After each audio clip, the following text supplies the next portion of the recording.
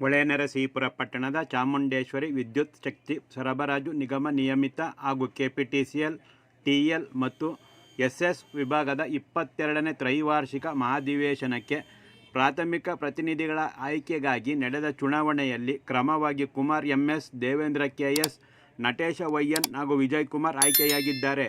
ಹೊಳೆನರಸೀಪುರ ಪಟ್ಟಣದ ವಿಭಾಗೀಯ ಕಚೇರಿ ಆವರಣದಲ್ಲಿ ನಡೆದಿದ್ದ ಚುನಾವಣೆಯಲ್ಲಿ ಎಸ್ಎಲ್ಎನ್ ಗೆಳೆಯರ ಬಳಗದಿಂದ Natesh YS, Shivakumar CC, Srinivasa E, Vijayakumar ಸ್ಪರ್ಧಿಸಿದ್ದರು ಮತ್ತು ಸ್ನೇಹಜೀವಿ ಬಳಗದಿಂದ Basavarajappa, Devendra KS, Kumar MS, S Ravindra Patel ಸ್ಪರ್ಧಿಸಿದ್ದರು. ಚುನಾವಣೆಯಲ್ಲಿ ಕ್ರಮವಾಗಿ ಸ್ನೇಹಜೀವಿ ಬಳಗದಿಂದ ಕುಮಾರ್ ಎಂಎಸ್, ದೇವೇಂದ್ರ ಕೆಎಸ್ ಮತ್ತು ಎಸ್ಎಲ್ಎನ್ ಗೆಳೆಯರ ಬಳಗದಿಂದ ನಟೇಶ್ ವೈಎಸ್ ಹಾಗೂ ವಿಜಯಕುಮಾರ್ ಆಯ್ಕೆಯಾಗಿದ್ದಾರೆ. ಎಸ್ಎಲ್ಎನ್ ಗೆಳೆಯರ ಬಳಗದ ಶಿವಕುಮಾರ್ ಸಿಸಿ, ಶ್ರೀನಿವಾಸ ಇ, ಸ್ನೇಹಿತರ ಬಳಗದ ಬಸವರಾಜಪ್ಪ, ಎಸ್ ರವೀಂದ್ರ ಪಟೇಲ್ ಪರಾಭವಗೊಂಡಿದ್ದಾರೆ.